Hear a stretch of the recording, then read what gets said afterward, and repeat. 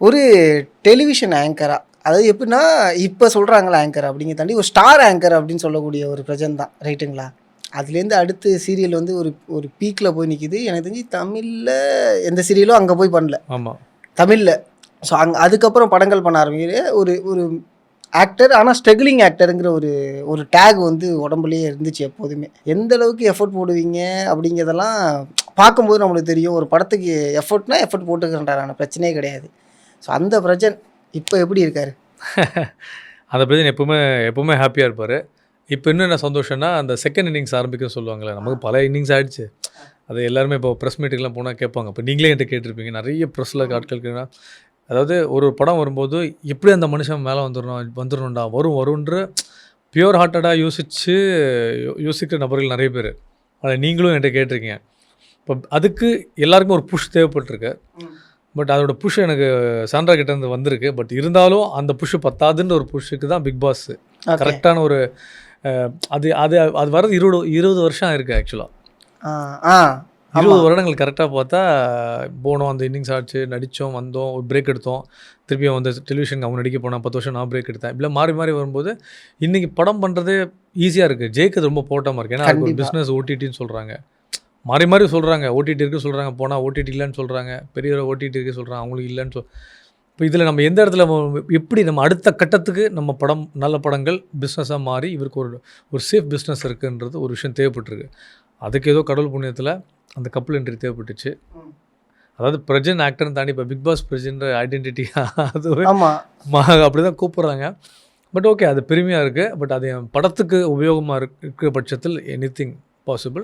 ஆக்சுவலாக நீங்கள் இப்போ சொன்னீங்களே பிக் பாஸ் பிரச்சனை அப்படின்னு சொல்லிட்டு எல்லாரும் பார்க்குறேன். அது எப்படின்னா அந்த 2K கிட்ஸ், நான் இடையில ஒரு மீம் ஒன்று பார்த்தேன். 2K கிட்ஸ் வந்து பிக் பாஸ் பிரச்சனை ஒன்றையுமே உங்களுக்கு தெரியும், ஆனால் இவர் யார் தெரியுமாடா அப்படின்னு சொல்லிட்டு நம்ம எங்கே காதலிக்கு நேரமில்லையே போட்டு விட்டாச்சு.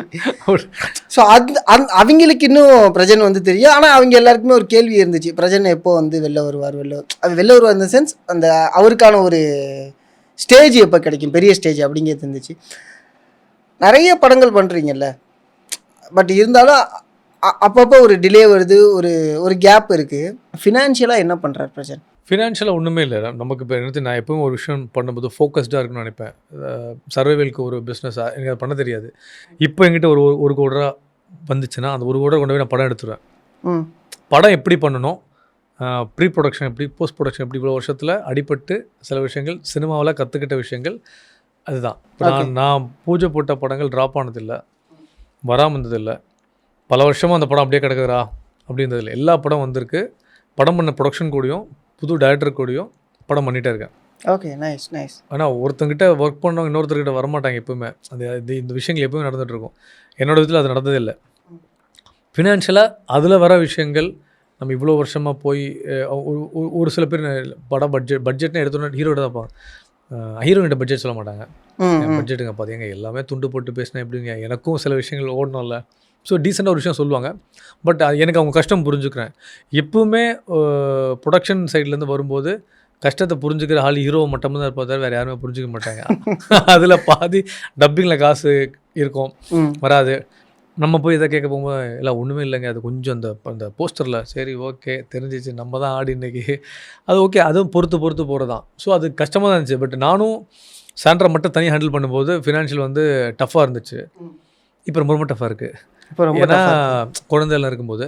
பட் அது நாங்கள் பெருசாக எங்களுக்குள்ளே என்ன சந்தோஷமாக இருந்துப்போம் தவிர பணம் என்றைக்குமே பணம் மட்டும் பிரச்சனை இல்லை, பணம் பிரச்சனை இருந்திருக்கு. அதனால் எங்களுக்குள்ளே இந்த மிஸ்கம்யூனிகேஷனு சண்டைகள் எப்போவுமே பணம் இல்லைன்னா தான் நாங்கள் ஹாப்பியாக இருப்போம், சந்தோஷமாக இருப்போம். நைஸ். ஃபிக்ஸ்டு இதுதான் சினிமா, இதுதான் இது. அதனால் எங்கேயும் சோர்ந்து போகிறது கிடையாது. நமக்கு தேவை ஒரு பிரேக் தான். எதுக்கு போராடுறோம்? ஐடியில் இருக்கவங்க நல்லா 1 லட்ச ரூபா சேலரி வாங்குறாங்க. 1 லட்ச ரூபா சேலரிக்கு அவங்க 40 லட்ச ரூபாய்க்கு அவங்க வேலை வாங்குறாங்க.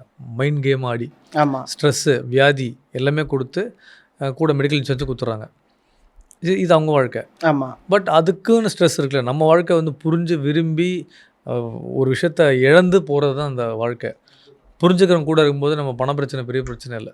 ஸோ அப்பவும் ஹாப்பி, இப்பவும் குமுதா ஹாப்பி, அவ்வளோதான். நைஸ்.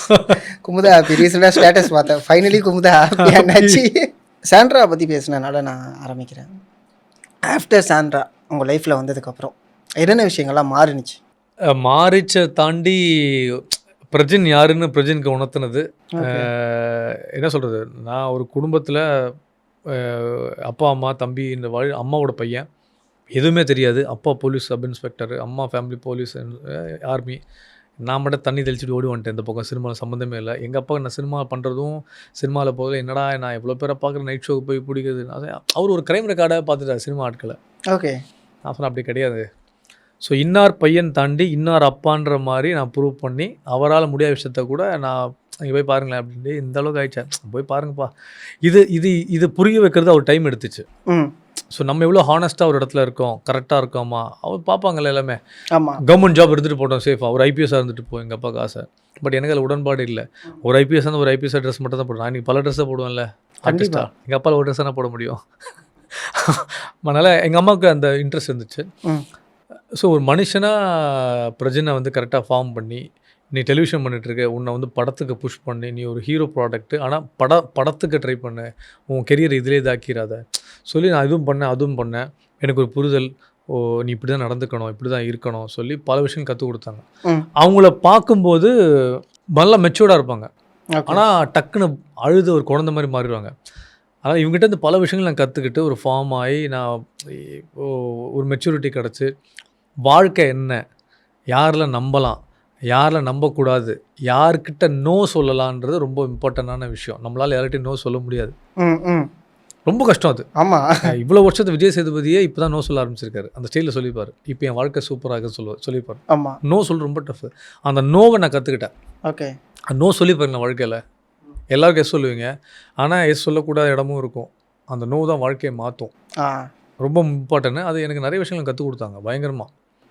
எனக்கு எப்படி என்னோடய ரோல் மாடலாக காட்ஃபாதர் எப்படி வேணால் எடுத்துக்கலாம், எப்படி வேணால் எடுத்துக்கலாம். சத்தியமாக ஒன்றுமே இல்லாமையும் சந்தோஷமாக இருந்தாங்க, ஒன்றுமே இல்லைனா கூட சந்தோஷமாக இருப்போம் நாங்கள். அதனால் எங்களுக்கு அது இல்லை. ஆனால் நாங்கள் வாழ்க்கையை ஆரம்பித்து இப்படி தான் போனோம். 20 வருஷம் கல்யாணம் ஆச்சு எங்களுக்குள்ளே. இப்போ நான் சினிமாவில் பெரிய அளவு வரணும்னு கூட நின்று 10 வருஷம் பிரேக் எடுத்து, சரி கல்யாணம் ஆனால் அடுத்து குழந்தை எப்போன்னு கேட்பாங்க, வீடு வாங்கிட்டான்னு கேட்போம். இது ரெகுலராக ஒரு ஃபார்மேட்டு. ஆமாம். பழைய படம் மாதிரி. படித்தாச்சா, வேலையாச்சா, ஓகே, கல்யாணம் ஆச்சா, குழந்தை பிறந்தாச்சா, அதுக்கப்புறம் இப்படியே தான் போவோம்.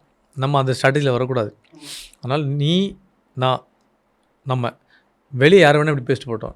எங்கள் அப்பா அம்மா கேட்டாங்க, சரி எப்போவுமே ஒரு ஸ்டேஜுக்கு அப்புறம் ரொம்ப கேப் வந்துன்னா ஒன்று பையனையும் பொண்ணையும் வந்து என்னம்மா கல்யாணம் ஆகி குழந்தை பிறக்கலை என்ன இதெல்லாம் வரும் கண்டிப்பாக.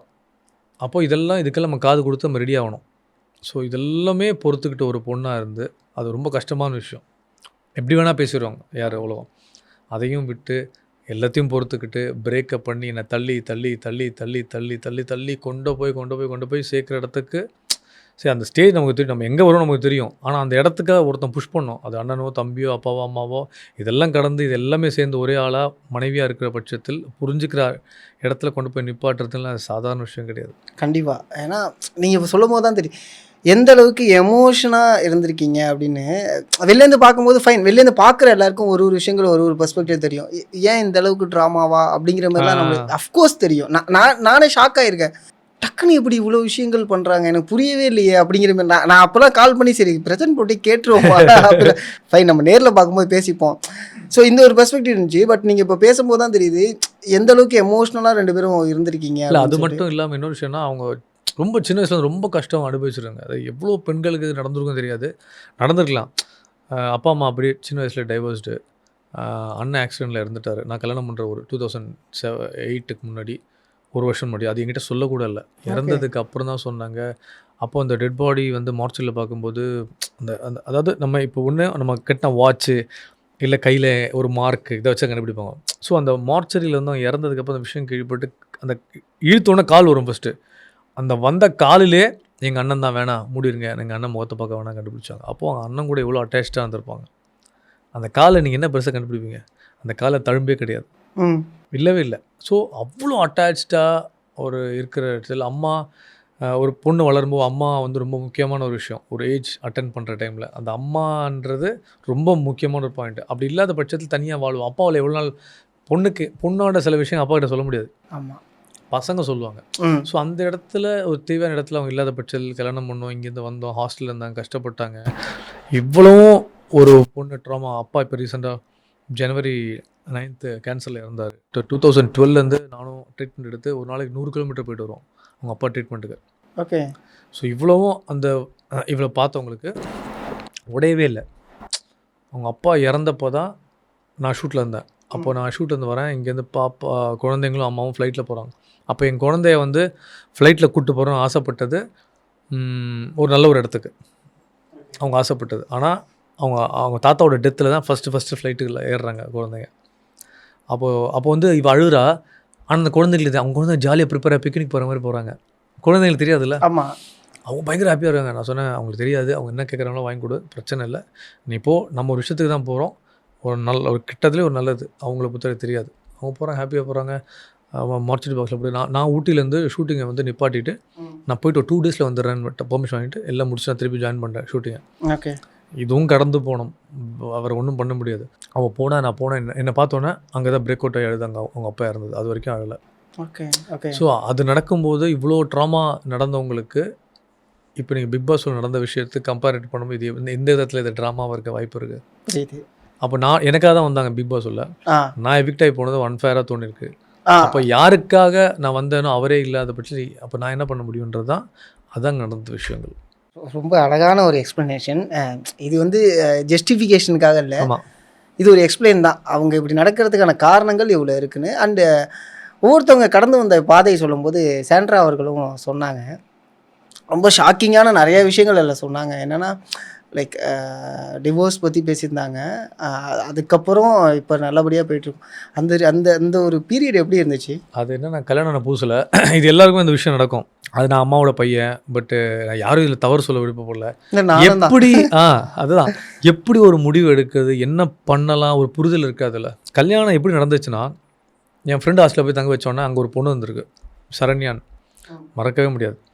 இந்த பொண்ணு இப்போ நம்ம சேனலில் இருக்கும்போது இந்த கிளாஸ் இறக்கி டப்புன்னு போய் நம்ம பேச போனோம், யாரை பார்த்து ஃபோட்டோ கிட்ட எடுத்து போடுவாங்களோ பயந்து இந்த கண்ணாடிக்குள்ளே கை வச்சு இப்படி வா கூப்பிட்டு வண்டியில் உட்கார வச்சு பேசிட்டு அப்படியே போய் உட்காந்துருவாங்க. அப்போ அந்த பொண்ணு டென்ஷன் ஆச்சு. மாஸ்டர் வந்து கஷ்டப்பட்டாங்க, மலேரியா, டைஃபாய்டு. நம்ம ஊர் ஹாஸ்டல் வேறு, கேரளா ஹாஸ்டல் வேறு மாதிரி இருக்குல்ல. என்ன சும்மா வந்து லவ் பண்ணுறேன்னா கூப்பிட்டு வந்து கஷ்டப்படுத்தாம்பா, நீ தெரியாமல் பேசாது. என்ன தெரியாமல் பேச, அவன் என் ஃப்ரெண்டு கல்யாணம் பண்ண எப்போ நாளைக்கு ஓகே நாளைக்கு இப்படி இந்த பொண்ணு உசுப்பேற்றி விட்டு தான் அந்த கல்யாணம் இருந்துச்சு. ஓகே. அதாவது ஒரு இடத்துல நடக்க வேண்டிய இதை விஷயத்த டக்குன்னு ரிமோட்டில் பேட்டரி போட்டு கிளப்பி விட்டாங்க வண்டியை. அப்போ நான் டக்குன்னு ஃபோன் அடிச்சு, பிரபுன்னு ஒருத்தர் இருக்கார், அவர் ரொம்ப நன்றி கடன் பட்டுங்க, திருச்சியில் ஃபோன் பண்ணிட்டு சொன்னேன், அண்ணே மாதிரி லவ் பண்ணி கல்யாணம் பண்ணோன்னே, என்னடா நைட்டு ஓவர் நைட்டில் ஃபோன் நாளைக்கு தாலி கட்டணும்னு சொல்கிறேன். இல்லை எனக்கு தெரியாது, ப்ரெஷர் எனக்கு. சரி எங்கள் அம்மா கிட்ட ஆட் ஷூட் சொல்லி நான் வண்டி எடுத்து கிளம்புறேன். நான் என்ன கேமராவில் நடிப்பேன், பின்னாடி நடிக்க தெரியாது. ஓகே. இப்படியே போய் எங்கள் அம்மா என்ன ஆட் ஷூட் போறியா, இது அழி தேத்துக்கமே, என்னடா ஒரு கண்டுபிடிச்சிட்டாங்களோன்னு சொல்லிட்டு, இல்லை நிஜமாக ஆட் ஷூட் தான் போகிறேன், சத்தியெல்லாம் பண்ணுறேன். சரி நீ ஆட் ஷூட் நீ ஏன்டா சத்தியம் பண்ணிட்டு போகிற, நீ போயிட்டு வாடா சொல்லிட்டு எங்கே போகிறேன்னா அதெல்லாம் சொல்கிறேன். இந்த ஆட் ஷூட் வந்து நடக்குது ட்ரிச்சியில், கல்யாணம் பண்ண போதும் ட்ரிச்சியில் தான். ஓகே. நீ எதுக்கு இதெல்லாம் சொல்லிட்டு போகிறான், பதட்டத்தில் வண்டியெல்லாம் எடுத்துகிட்டு போகிறோம், அப்படியே நட்டுங்குது. இவளையும் கூப்பிட்டு போகிறேன், ட்ரிச்சி போய்ட்டு அவர்கிட்ட சொல்லிட்டேன், அண்ணா இதானே, சரி ஓகே நீ வெயிட் பண்ணுறான்னு சொல்லி பாஸ்போர்ட்லாம் காட்டி ஐடியெல்லாம் காட்டினாங்க. இந்த ஐடியா எடுத்துகிட்டு போகிறாரு. நான் போயிட்டு ரெஜிஸ்டர்கிட்ட பேசுகிறேன். இப்போ ரெஜிஸ்டர்கிட்ட போய்ட்டு ஒன்று ஃபோன் அடிச்சா, டேய் நான் உன் ஒய்ஃப் என்ன கிறிஸ்டியனா?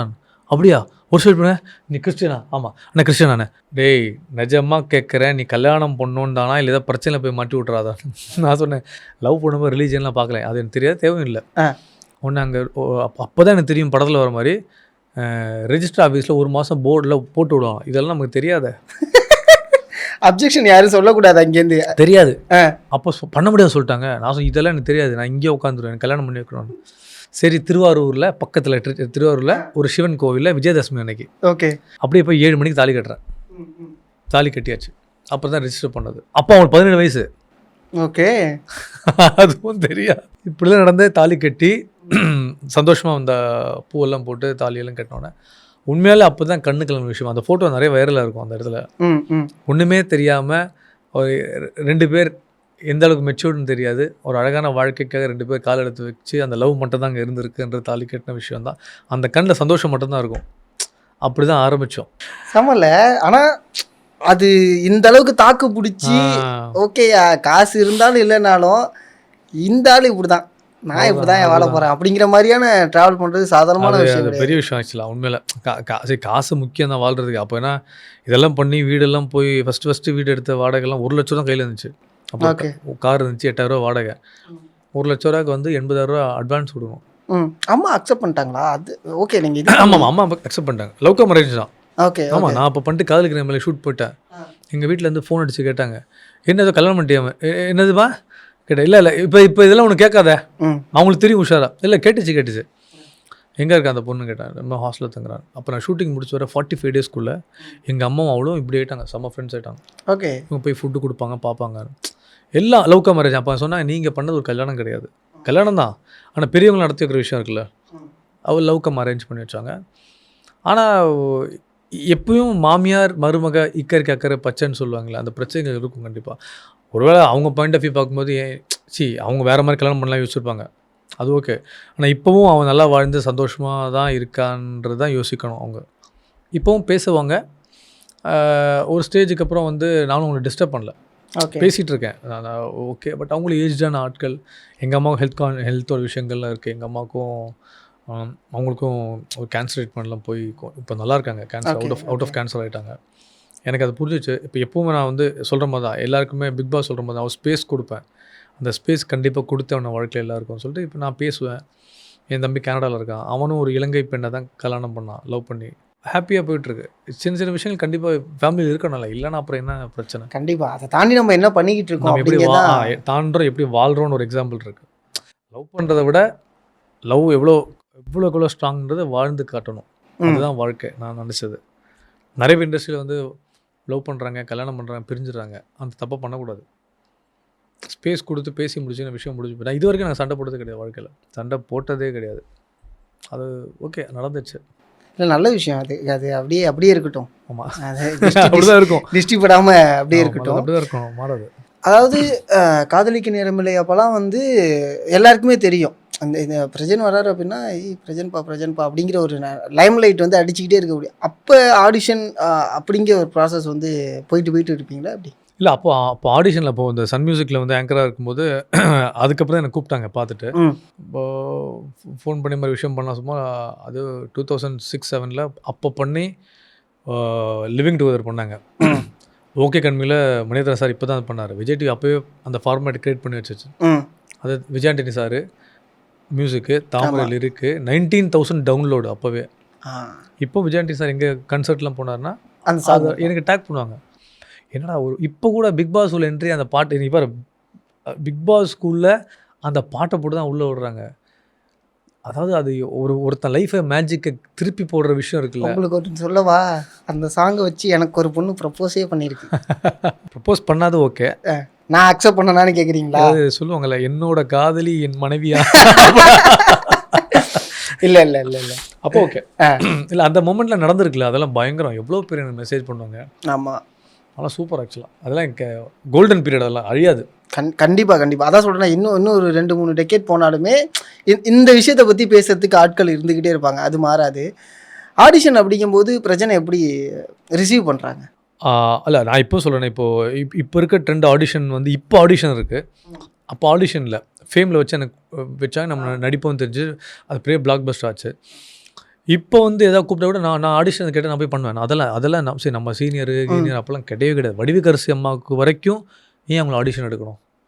எவ்வளோ பெரிய ஆர்டிஸ்ட் அவங்கெல்லாம். கண்ணுக்கு நேரம் நான் ஒரு ப்ராஜெக்ட் அவங்க கூட வந்து ஒர்க் பண்ண வேண்டிய ப்ராஜெக்ட், அது நடக்கலை, அவங்களுக்கும் நடக்கலை. அவங்க வந்து பார்த்து நான் சரி, என்ன எவ்வளோ பெரிய ஆர்டிஸ்ட்டு. அப்போது இப்போ இருக்கிற பசங்கள்லாம் அதை கற்றுக்கணும். கண்டிப்பாக ஆடிஷன் பண்ணுறதுன்ற அது ஒரு ஸ்க்ரீன் டெஸ்ட் தான். உங்கள் மேலே நீங்கள் நடிப்பீங்களா இல்லையான்னு அது அந்த டவுட்டு கிடையாது.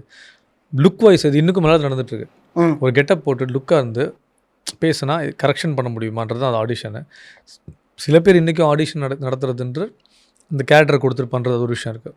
ஸோ அது தவறு கிடையாது. உங்கள் கான்ஃபிடன்ஸ் லெவல் நீங்கள் ஏற்றிக்கலாம், உங்களோட மைனஸ் நீங்கள் ப்ளஸ்ஸாக ப்ரெசென்ட் பண்ணலாம், நீங்கள் யாரும் தெரிஞ்சுக்கலாம். ஆடிஷன் பண்ணுறதுல எல்லாருமே பர்ஃபெக்ட் கிடையாது, லேர்னிங் தானே. கண்டிப்பாக நம்ம உள்ளே போனதுக்கப்புறம் தான் ஒன்று கற்றுக்க முடியும். அப்படியே மலையாளம் சைடில் பார்த்தா ஃபகத் ஃபாசில் கூடயும் ஆக்ட் பண்ணியிருக்கீங்க, பிருத்திவிராஜ் கூடயும் ஆக்ட், அதான் நிவின் பாடி கூடயும் நிவின் பாடி கூட ரீசெண்ட் டைமில் ஆக்ட் பண்ணுறோம். மலையாளம் சைடில் அதிகமான கான்சன்ட்ரேஷன் பண்ணி அங்கே ஒரு பெரிய பூம் பார்த்துருந்துருக்கலாமே. இல்லை இப்போ எனக்கு என்னென்னா, மலையாளத்தில் போய் பூம் பண்ணணும்னு ஆசையை தாண்டி எனக்கு வந்து என்னென்னா தமிழில் இங்கே ஏதாவது ஒரு விஷயம் பண்ணணுன்றது ஆசை. ஓகே. அதனால் ஆனால் அங்கே எதிர்ச்சியாக வந்து நான் த்ரில்லர்னு ஒரு படம் பண்ணேன் பிருத்திவிராஜ் சார் கூட. அது வந்து முத்தூட் ஃபினான்ஸோட ஒரு விஷயம். ஆமாம், அது வந்து படம் பண்ணி அந்த படத்தை ஃபஹத் ஃபாசில் படம் அவர் பார்த்துட்டு அவர் எனக்கு ஃபோன் பண்ணுறாரு. அப்போ வந்து அவர் பீக் கிடையாது, பட் தெரியும் எல்லாருக்கும். ஃபாசில் சார் பையன் ப்ரோ, நான் ஃபஹத் ஃபாசில் பேசுகிறேன், அப்புறம் சொல்லுங்கள் ப்ரோ, நான் உங்கள் படம் பார்த்தேன். சரி படம் பார்த்து நல்லா சொல்ல போல நான் லால் சார்கிட்ட பேசிட்டேன். நீ கிளம்பி வரீங்களான்னு. என்னடா இவர் என்ன கிளம்பி வரான்னு சொல்கிறாரு. இல்லை ப்ரோ ஒரு படத்துக்கு தான் ப்ரோ. சரி போன்னு ஓகே டிக்கெட்லாம் போடுறாங்க. இங்கே ஃப்ளைட்டில் போய் இறங்கிட்டு லால் சார் வர்றாரு. அப்போ லால் சார்லாம் எவ்வளோ பெரிய ஆக்டர், எவ்வளோ பெரிய டேரக்டர், சித்திக் லால் சார். போகிறோம். சரி ஓகே சார் உட்காருங்க வாங்க சொன்னால் அப்போ ஒரு 5 பசங்க கிரிக்கெட் பேஸ்டு டோர்னமெண்ட் ஒரு படம், அதில் வில்லனாக பண்ணுறேன். சரி எல்லோரும் ஒரு வில்லில் போட்டு பண்ணுறோம். இப்போ இந்த மனுஷன் இன்றைக்கி பெரிய ஆள் ஃபஹத் ஃபாசில். ஓகே அந்த ஆள் இன்னொரு விஜய் சேதுபதி அங்கே மலையாளத்தில் டவுன் டு அர்த்து. இந்த ஆள் ஏன் நம்மளே சொல்லி ரெஃபர் பண்ணணும், அதுக்கப்புறம் ஏன் பேசணும், இது ஏன் இதெல்லாம் நடக்கணும்னு தெரில. இதே மாதிரி நான் ஒரு படம் டூர்னமெண்ட் பண்ணும்போது இந்த டூர்னமெண்ட் படத்தில் இங்கே யோகி பாபு மாதிரி அஜு வர்கீஸ் அங்கே பெரிய ஆர்டிஸ்ட்டு, அவர் அந்த படம் பார்த்துட்டு ரிலீஸ் பண்ணும்போது அண்ணா என்னன்னா நான் கேட்குறேன் தப்பாக எடுத்துக்காதீங்க, உங்கள்கிட்ட இவ்வளோ திறமை இருக்குது, ஏன் உங்களை யாரும் பிக் பண்ண மாட்டான் ஒரு கேள்வி கேட்டான். நான் சொன்னேன் பிக் பண்ண மாட்டேன் கிடையாது ப்ரோ, என்னோடய ஸ்ட்ரென்த் எனக்கு தெரியும். மலையாளத்தில் திறமை மட்டுமே இருந்தால் போதும், இங்கே அது நடக்காது. அங்கே ரிலீஸ் பண்ணுறதுக்கு பெரிய இதெல்லாம் தேவையில்லை. படம் நல்லா தான் ஓடும். இன்றைக்கி புது ஹீரோஸ் தான் கொடி கட்டி பிறகுறாங்க. சத்தியமாக சொல்கிறேன். நஸ்லின்னு ஒரு பையன் 400 கோடி அடிச்சிருக்கான். அங்கே எல்லா படமும் தேட்டரில் போய் பார்க்குறாங்க. இங்கே நம்ம ட்ரெண்டை மாற்ற முடியல. இங்கே அது ஏன்னு தெரில. ஒரு டிப்பிக்கல் ஒரு இது இருக்காங்க, அதெல்லாம் உடைய முடியல. அது உடையுமான்னு தெரில எனக்கு. அது ரொம்ப ஹெல்த்தியாக இருக்குது. இங்கே அது அப்படி இல்லை. உண்மை. தெலுங்கும் ஹெல்த்தி ஆகிடுச்சு, கன்னடா ஹெல்த்தி ஆகிடுச்சு. பட் இங்கே அங்கே என்னென்னா அடுத்தடுத்த கிரேட் ஹீரோஸ் இருக்காங்க. இங்கே அடுத்தடுத்த கிரேட் ஹீரோஸ் இல்லை. பட் ஆனால் நீங்களா இல்லைன்னு பேசிக்கிறதே தவிர அங்கெல்லாம் எவ்வளோ ஹெல்த்தியாக இருக்குது. அதாவது அங்கே ஒரு ஆள் இப்போ நிவின் பாலிக்கு ஒரு கதை வருது இல்லைன்னா மச்சான் நீ பண்ணுறான் நான் அவன்கிட்ட சொல்லுவான், அவங்கள ரெஃபர் பண்ணுவாங்க. அப்போ எனக்கு ஃபோன் பண்ணி கேட்டுட்டு ஆனால் ஏன்னா அப்படின்னு கேட்டான். நான் அது பதிலே தெரில, ரொம்ப தப்புண்ணா, சரி விடு பரவாயில்ல, என் இண்டஸ்ட்ரியை பற்றி நானே பேசக்கூடாது. அப்போ விட்டான். அப்போது டூர்னமெண்ட் ரிலீஸ் பண்ணும்போது திலீப் சாரோட படம் மேரிக்கு ஒரு குஞ்சு சொல்லி அந்த படம் பம்பர் ஹிட்டு. அந்த படம் கூட இந்த படம் வருது. இந்த படம் நல்ல படம். ஒருவேளை திலீப் மாதிரி ஒரு சூப்பர் ஸ்டார் படம் வரலன்னா இந்த படம் பெருசாக வந்திருக்கும்.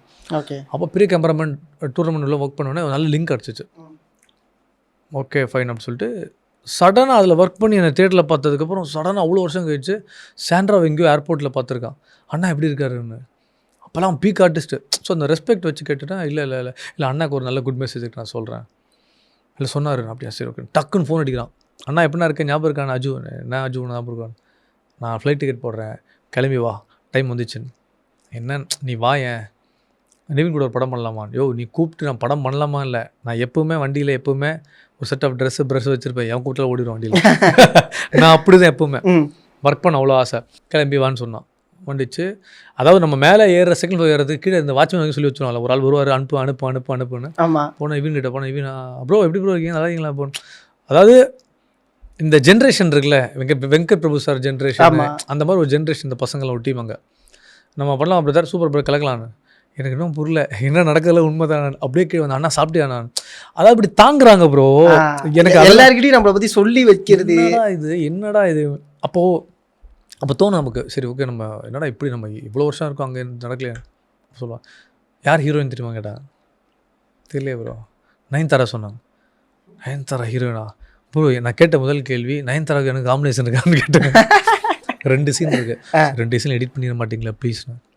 அதெல்லாம் பண்ண. ஆனால் அவங்க என்ன சொல்கிறாங்களோ அதோட மரியாதை, மதிப்பு, ஹாஸ்பிட்டாலிட்டி சூப்பர், வேறு லெவல். நைஸ். பரவாயில்ல. ஆனால் பாலிவுட் சைடில் போனால் தான் சவுத் இந்தியன் ஆக்டர் வந்து ஒரு மாதிரி பார்க்குறாங்க போல. ரீசெண்டாக கூட துல்கர் அவர்கள் சொல்லியிருந்தாங்க, பாலிவுட்டில் வந்து நம்ம எந்த காரில் போகிறோம் எத்தனை பேரோட போகிறோங்கிறத வச்சு தான் மதிக்கவே செய்கிறாங்க அப்படின்னு. யோசிச்சு பாருங்க, அவ்வளோ பெரிய துல்கர் சல்மான் பெரிய ஆக்டரு, ஆனால் என்றைக்குமே அவர் வந்து மம்முட்டி சாரோட அடையாளத்தை யூஸ் பண்ணதே கிடையாது. ஸோ அப்படி இருக்க அவருக்கே அது எஃபெக்ட் ஆகுதுன்னா அது ஒரு இண்டஸ்ட்ரி அப்படி தான். கண்டிப்பாக அது ஒரு மாயம்தான்.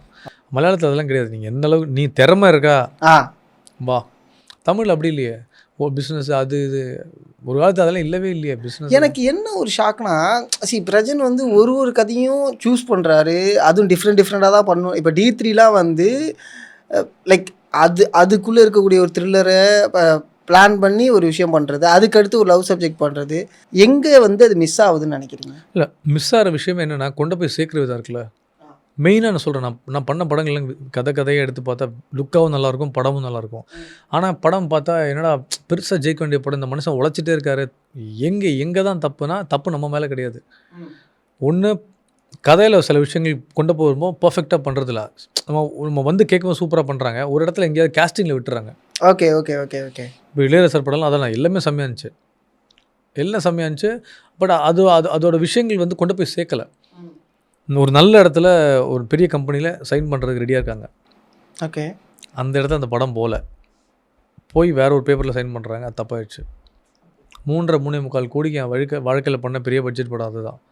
3.25 கோடியில் ஒரு படத்தை பண்ணி பாட்டு எக்ஸ்ட்ராடினரி, கதை ரொம்ப நல்லா இருக்குது, நம்ம நடித்தது நல்லா இருக்குது, எல்லாமே கிங்ஸ்லி, மதுமிதா, அவங்க மனோபாலா சார், பெரிய பட்டம். இளையராஜா சார் மியூசிக், யாருக்கு இது கிடைக்கும்? ராஜா சார் மியூசிக் கிடைக்குது. கேமராமேன் பிஆர் பிரேமா காதல், இவ்வளவும் பெருசு. என்ன போட்ட விட்டால் தியேட்டர் ரிலீஸ் தப்பாயிடுச்சு. இப்படி பல படங்கள். சில பேர் நம்ம பேச்சை வந்து சரி நம்ம பேச்சை கேட்டாகணும் சொல்ல சஜஷன் கொடுக்கும்போது ஒன்று டைரக்டர் புதுசாக இருக்கும்போது அவங்களுக்கு தெரியாதுல்ல. நம்ம ஒரு படம் முடிக்க பொறுமையாக இருக்காங்க, படம் ரிலீஸ் பண்ண அவசரப்படுறாங்க. Okay okay. கரெக்டாக போய் அந்த படத்தை போய் ப்ரொமோஷன் பண்ணி சேர்க்கணும். இன்றைக்கெல்லாம் ரொம்ப முக்கியம் ப்ரொமோஷன் தான். கண்டிப்பாக. அது எங்கே பண்ண யார்கிட்ட பண்ணணும்னு விஷயம் இருக்குது. கம்மியான தேட்டர், அதாவது எல்லாத்தையும் போய் பட்ஜெட்டில் படத்தை போட்டுட்டு ஐயோ பாடி லான்ச்சுக்கு என்ன பண்ணுறது, என்ன பண்ண தெரியலையா, இப்படிலாம். அதாவது பிளானிங் கரெக்டாக இருக்கணும். ஸோ இதில் தான் தவறுகள் வந்து உட்கார்றது ஹீரோ கழுத்தில், நம்ம வந்து பலியாடாகிறோம். அஃப்கோர்ஸ் கண்டிப்பாக. ஆனால் ஸ்க்ரீனில் பார்க்கும்போது அவங்க யாருமே தப்பு சொல்ல முடியாது. அவங்கள பொறுத்து ஆடியன்ஸை பொறுத்த வரைக்கும் என்னென்னா, நான் காசு கொடுக்குறேன், நீ பின்னாடி என்ன வேணால் கஷ்டப்பட்டுக்க, எனக்கு படம் நல்லா இருக்கா இல்லையா, அதுதான் அவனோட சினிமாக்குள்ளே வரும்போது அவர் பண்ணுற படம் நல்லா தான் இருக்குது, எல்லாம் கரெக்டாக, பற்றி என்ன பிஸ்னஸாக அங்கே தான் நம்ம கஷ்டப்படுது, எவ்வளோ தான் ஓடுறது, இனி அந்த தப்பு நடக்கக்கூடாதுன்றது கடவுள் யோசிச்சிருப்பார். அதனால தான் இதுக்குள்ளே அமைச்சிருக்காரு. இதுக்கப்புறம் நடக்கிற பிச்சிங்லாம் நல்லாயிருக்கு, சூப்பர் அமையும். நம்ம அதுதான் ஹாப்பியான ஒரு விஷயமே. எல்லாரும் சொன்னது ஒன்று இருக்குது, பிரஜனுக்கு ஆட்டிடியூட் அதிகம். ஓகேவா, நான் சில இடத்துல பேசினது என்னென்னா ஒரு ஸ்ட்ரெயிட் ஃபார்வர்ட். ஓகேவா, ஃபஸ்ட்டு இந்த ஆட்டிடியூட் அதிகம், இதை நீங்கள் எப்படி பார்க்குறீங்க? அப்புறம் என்னென்ன தெரியும், அப்புறம் எனக்கு அப்புறம் என்னென்னு தெரியல. ஆட்டிடியூட்னா என்ன, நீங்கள் ஆட்டிடியூட் என்ன நீங்கள் ஃபீல் பண்ணுறீங்க? இல்லை எனக்கு தெரியல, நான் வந்து ஸ்ட்ரெயிட் ஃபார்வர்டு அப்படிங்கிற விஷயத்த நான் முன்னெடுத்து வச்சேன். பிடிக்குதோ பிடிக்கலையோ, சரியோ சரியில்லையோ, ஓப்பனாக ஸ்ட்ரெயிட்டாக பேசிடுவாருப்பா அப்படின்னு. ஆனால் அந்த ஆட்டிடியூடுங்கிற ஒரு விஷயம் இருக்குல்ல, மேபி மேனரிசம் ஆட்டிடியூடாக மாறிடுதா? இல்லை ப்ரோ, ஆட்டிடியூடாக இப்போ என்ன சொல்கிறேன்னா, இப்போ நான் பிக் பாஸ் போய்ட்டு வந்துட்டேன், இப்போ இவ்வளோ வருஷமாக இருக்கேன், யார் ஃபோன் அடித்தாலும் எனக்கு ஒரு மேனேஜரை வச்சு, அதாவது இப்போ நான் பேசிகிட்டு இப்போ நான் இன்டர்வியூ வர பிரதர், நான் கூப்பிட்றேன் பிரதர், ரெஸ்பான்ஸ் இல்லை, என்ன ஓவர் ஆட்டிடியூட் காட்டுறான், இதுதான் எனக்கு தெரிஞ்ச ஆட்டிடியூடுன்னு சொல்லுவாங்க. ரெஸ்பாண்ட் இல்லை, ஃபோன் எடுக்க மாட்டாங்க, ப்ராப்பர் ரெஸ்பான்ஸ் இல்லை. அதாவது நீங்கள் கூப்பிடாம நானே தேடி வர ஆள் தான் நான். நீங்கள் எவ்வளோ நாளாக பார்த்துட்ருக்கீங்க. கரெக்ட். நம்ம எப்போ கடைசியாக மீட் பண்ணோம். ஆனால் எதையும் முகத்துக்கு நேராக ஓப்பனாக பேசும்போது அது தவற எடுத்துக்க முடியாது. ஒருத்தரோட புரிதல் அது. சத்தியமாக ஒரு தடவை சொல்கிறது, பண்ணாதீங்க, வேணாங்க, பேக் ஃபேர் ஆகும். ஏங்க தயவுசெய்து சொன்னீங்க பண்ணாதீங்கன்னு, தயவுசெய்து ரிக்வெஸ்ட்டாக சொல்கிறேன், வேண்டாம். தப்பு நடந்ததுக்கப்புறம் வந்து அன்றைக்கே நீங்கள் சொன்னீங்கன்னு, அப்போ எல்லாமே சேர்த்து போயிருப்போமே. ஒரேடியே ஜாதகத்தை முடிச்சு விட்ருவாங்க, அவ்வளோதான். ஆனால் இதெல்லாம் பண்ணாதீங்க, தப்பு, வேண்டாம். ஒருவேளை அந்த ஆட்டிடியூட் அப்படின்ற ஒரு வார்த்தை இருந்திருந்தால் எங்கூட 2-3 வாட்டி ஒரு டேரக்டர் ஒர்க் பண்ண மாட்டார். இப்போ நான் ப்ராசஸில் இருந்திருக்கேன்ல, படத்தில் ஜெயிக்கிறது தோக்கிறத தாண்டி ப்ராசஸ்னு ஒரு விஷயம் இருக்குது. நான் தயாராகி கொண்டே இருக்கிறேன், படம் பண்ணிகிட்டே இருக்கேன், அது நடக்காது. ஓகே ஓகே, அது ஒரு பதில். இதுதான். புரியுது. நைஸ்.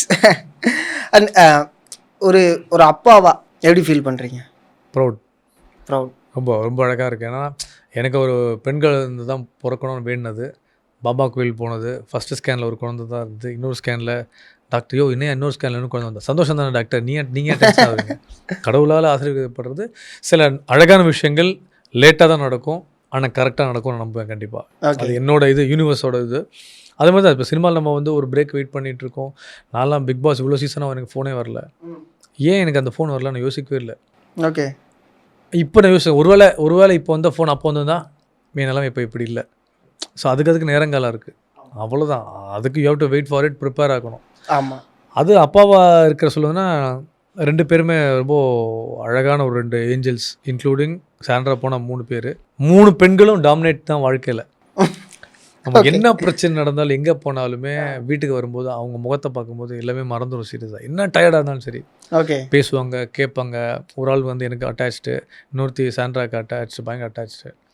அவளாவது கூட இருப்பா, நான் போய் வருவேன். நான் பல விஷயங்கள் எந்தெந்த ஊருக்கு போனாலும் ஏதாவது வாங்கி வந்து கொடுப்பேன், இது வாங்கிட்டு வாங்க, பயங்கர இது. ஏன்னா சரி, நம்ம யாருக்காக வாழ போகிறோம், யாருக்காக வாழ்கிறோம், யாருக்காக இருக்கோன்ற வாழ்க்கை ரொம்ப முக்கியமான பாயிண்ட். கண்டிப்பாக. ஸோ நம்மளோட அடுத்தடுத்த தலைமுறைக்கான விஷயங்கள் இருக்குது. அவங்கள ஹர்ட் பண்ணாமல் அவங்களுக்கு என்ன வேணுமோ த பெஸ்ட்டாக ஒரு நல்ல ஒரு ஃபாதர். என்றைக்குமே பெண் குழந்தைங்களும் அவங்க அப்பா தான் ஹீரோ. நம்ம எந்த தப்பும் பண்ணிடக்கூடாது. ஸோ ஒரு ஒரு ஹீரோவாக இருக்கணுன்றதால கரெக்டாக ஒரு நல்ல அப்பாவை நான் வாழ்ந்துட்டுருக்கேன் பெருசாக நம்புகிறேன்.